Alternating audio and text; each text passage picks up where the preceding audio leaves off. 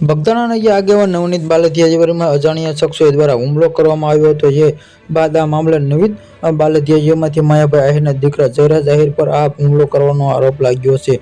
તે બાદ સમગ્ર ગુજરાતનો કોળી સમાજ એક થયો છે, સતત વિરોધ કરી રહ્યો છે. જેમાંથી બાદ માયાભાઈ સોમનાથના જવા માટે લોકો માટે આહવાન કરતો એક વિડીયો મૂક્યો હતો.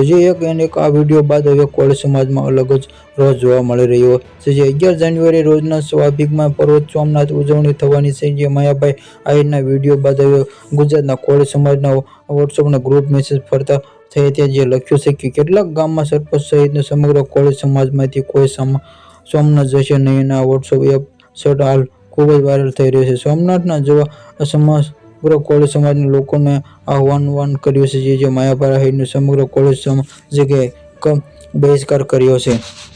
Subscribe my channel, like and share.